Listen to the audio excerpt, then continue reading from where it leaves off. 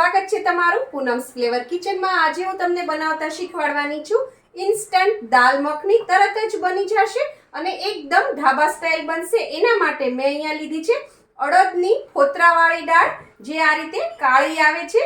એના ફોતરા હોય છે એ કાળા હોય છે અને આ તમને કરિયાણાવાળાને ત્યાં ઈઝીલી મળી જાય છે। અને દાલ મખનીમાં આખા અડદ લેવાતા હોય છે અને રાજમા પણ લેવાતા હોય છે, જેને પલાળવા પડે છે આખી રાત અને પછી તમે બનાવી શકો છો। અહીં આપણે ઇન્સ્ટન્ટ બનાવીએ છીએ એટલા માટે તમારે આ રીતે અડદની ફોતરાવાળી દાળ લેવાની છે અને આપણે આમાં રાજમા નથી નાખવાના, તો પણ એનો ટેસ્ટ ખૂબ જ સરસ આવશે।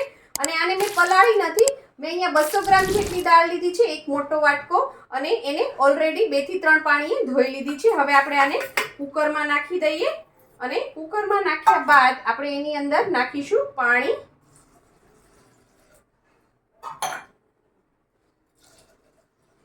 અહીંયા મેં 2 ગ્લાસ ફૂલ પાણી નાખ્યું છે। દાળ છે એ સરસ ડૂબી જાવી જોઈએ, એની ઉપર છે એ 2 ઇંચ જેટલું પાણી રહેવું જોઈએ, તો જ આ દાળ છે એ સરસ કૂક થશે। અને કૂક થતા થોડો ટાઈમ લાગશે। આપણે એને ગેસ ઉપર ચડાવી દઈએ, એટલે કે નોર્મલ દાળ છે એ 4 વિસલમાં થઈ જતી હોય છે અને 6 વિસલ લાગશે, એટલે પાણીની માત્રા સરસ રાખવાની। અત્યારે આપણે આની અંદર કંઈ જ નથી નાખતા અને તમારે હજી વધારે ઉતાવળ હોય તો તમે આની અંદર 1 પિંચ ખાવાનો સોડા નાખી શકો છો, તો પણ એ જલ્દી બફાઈ જશે। તો તમારે 5 સીટીમાં બફાઈ જશે। અત્યારે 1 વિસલ હાઈ ફ્લેમ ઉપર આવવા દેવાની, ત્યારબાદ ગેસની ફ્લેમ સ્લો કરી અને ધીમા તાપે 5 વિસલ આવવા દેશો, એટલે દાળ છે એ ખૂબ જ સરસ બફાઈ જશે। અહીંયા ગેસ ઉપર મેં એક કડાઈ મૂકી દીધી છે। હવે આપણે એની અંદર નાખીશું ઘી। દેશી ઘી છે, 2 ચમચી ભરીને દેશી ઘી નાખવાનું છે અને ત્યારબાદ એની સાથે આપણે નાખીશું બટર, 2 ચમચી જેટલું બટર છે। બટર જ્યારે પણ નાખો તો એને તેલ અથવા ઘીની સાથે નાખો, કારણ કે એકલું બટર નાખીએ ને તો એ બળી જતું હોય છે। અને થોડું ગરમ થવા દઈએ। ઘી અને બટર સરસ ગરમ થઈ ગયા ત્યારબાદ મેં એની અંદર 5 ચમચી જેટલું જીરું નાખ્યું છે। જીરું પણ સરસ ફૂટી ગયું છે। ત્યારબાદ આપણે એની અંદર નાખીશું લસણની પેસ્ટ છે, 1 મોટી ચમચી ભરીને, અને 1 ઇંચ આદુનો ટુકડો છે જેને મેં ખમણી લીધો છે ઝીણો, એને પણ આપણે આની અંદર નાખી અને મિક્સ કરી દઈશું।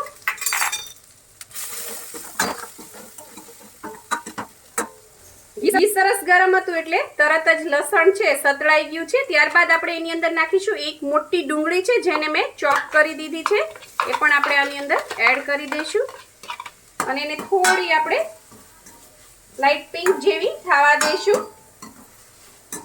આ દાલ મખની છે એમાં કોઈ પણ ખડા ગરમ મસાલા નાખીને આપણે વઘાર નથી કરવાનો, એટલે એકદમ ઇન્સ્ટન્ટ બની જશે અને એનો ટેસ્ટ છે એ ખૂબ જ સરસ આવશે। અને થોડી કૂક થવા દઈએ। ડુંગળી છે સરસ સતળાઈ ગઈ છે, ત્યારબાદ હવે આપણે એની અંદર નાખવાની છે 2 ચપટી જેટલી હિંગ, જેથી ગેસ ન થાય અને સુગંધ પણ સરસ આવે। અને ત્યારબાદ આપણે એની અંદર નાખવાનું છે લાલ મરચું પાવડર। હું અહીંયા કાશ્મીરી લાલ મરચું લઉં છું, તમે કોઈ પણ લાલ મરચું નાખી શકો છો, જેનાથી રંગ છે એ સરસ આવે એટલા માટે। અને જ્યારે પણ દાલ મખની આપણે બહાર ખાવા જઈએ એમાં પણ એ લોકો કાશ્મીરી લાલ મરચું નાખતા હોય છે, જેનાથી કલર સરસ આવતો હોય છે। અત્યારે આ સ્ટેજ ઉપર મરચું નાખી દેવાનું છે અને મિક્સ કરી દેવાનું। અને મિક્સ કર્યા બાદ તરત જ એની અંદર આપણે 1 મોટો ટમેટું છે એની મેં પ્યુરી કરી દીધી છે, એ નાખી દેવાની, તરત જ નાખી દેવાની, જેથી છે એ મરચું બળી ન જાય। અને હવે આ ટમેટો પ્યુરી અને આ મરચાંને આપણે સરસ કૂક થવા દઈશું। અને સાથે સાથે એક વસ્તુ હજી નાખવાની છે, આપણે નાખીશું એની અંદર હળદર 5 ચમચી જેટલી, જેથી કલર સરસ આવે। અને હળદર છે એ બોડી માટે પણ ખૂબ જ સારી છે અને સરસ કૂક પણ થઈ જાય। હવે તેલ છૂટું પડે ત્યાં સુધી આને આપણે કૂક થવા દેવાનું છે। તેલ સરસ છૂટું પડી ગયું છે। હવે તીખાશ માટે હું અહીંયા 1 સુરતી લીલી મરચી છે એની પેસ્ટ નાખું છું। તમારે લીલું મરચું ન નાખવું હોય તો તમે લાલ મરચું હોય એ થોડું તીખું લાલ મરચું હોય એ તમે નાખી શકો છો અને એને મિક્સ કરી દેવાનું છે। અને ત્યારબાદ આપણે જે આ દાળ બાફી હતી એ આપણે આની અંદર નાખી દઈશું, પાણી સહિત જ નાખી દેવાની છે અને આને સરસ આ રીતે મિક્સ કરી દઈશું। અને સાથે સાથે એની અંદર આપણે મીઠું પણ નાખી દઈશું। હું અહીંયા 1 નાની ચમચી ભરીને મીઠું નાખું છું, તમે તમારા સ્વાદ પ્રમાણે નાખી શકો છો। અને સાથે પાણી પણ નાખી દઈશું, કારણ કે આ બહુ થીક લાગે છે। આટલી દાળમાંથી તમે 5 જણાને સર્વ કરી શકો છો.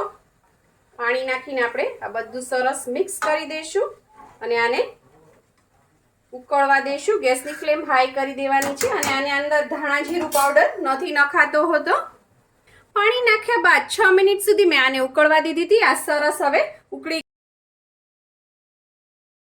ગઈ છે. મેં આની કન્સિસ્ટન્સી આવી રાખી છે. તમને જે પસંદ હોય એ પ્રમાણે તમારે પાણી ઉમેરવાનું.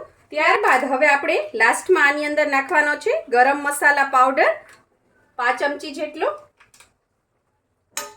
અને એને સરસ મિક્સ કરી દઈશું.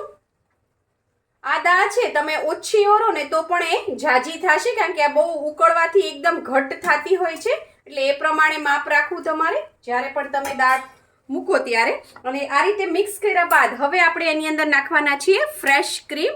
જો ઘરની મલાઈ હોય તો એ પણ ચાલે. અહીંયા 5 ચમચી જેટલી મેં મલાઈ નાખી છે, કારણ કે દાળની ક્વોન્ટિટી વધારે છે એટલા માટે. અને આમાં મલાઈ છે કે ફ્રેશ ક્રીમ તમે જે પણ નાખો એ સરસ નાખવાનું, તો જ તે આનો ટેસ્ટ છે એ ખૂબ સરસ આવશે. કારણ કે આનું નામ છે દાલ મખની, એટલે માખણ છે, ક્રીમ છે, ઘી છે, આ બધું નાખશું તો જ તે જ્યારે મોઢામાં ચમચી મૂકશું તો એકદમ મુલાયમ મુલાયમ જેવું ફીલ થશે અને ટેસ્ટ પણ ખૂબ જ સરસ આવશે.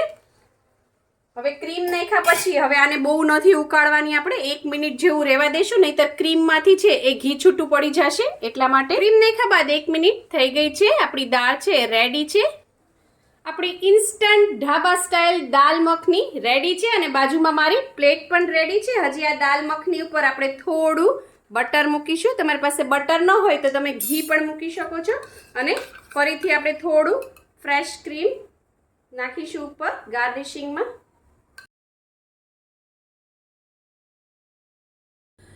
તૈયાર છે આપણી ઇન્સ્ટન્ટ ઢાબા સ્ટાઇલ દાલ મખની, જેને મેં સર્વ કરી દીધી છે. ઉપર નાખ્યું છે થોડું બટર અને સાથે ફ્રેશ ક્રીમથી ગાર્નિશ કરી છે. અને આ તૈયાર છે. સાથે સાથે મારી પ્લેટ પણ, મારી પ્લેટમાં છે રાઈસ, પાપડ, ચેરી ટમેટોસ જે મારા ઘરે જ ઉગે છે, સાથે છે ડુંગળીની રીંગ, અચાર છે અને આપણી દાલ મખની અને સાથે મારી ફેવરિટ મેંગો લસ્સી. તો ચાલો બધા જમવા. જો તમને મારી આ રેસીપી પસંદ આવી હોય તો લાઈક, શેર, કોમેન્ટ કરો. પ્લીઝ મારી ચેનલને સબસ્ક્રાઈબ કરો અને હા, બેલ આઇકન દબાવવાનું ના ભૂલશો, જેથી આવી જ સરસ મજાની વાનગીઓ તમારા સુધી પહોંચતી રહે. Thank you. આવજો.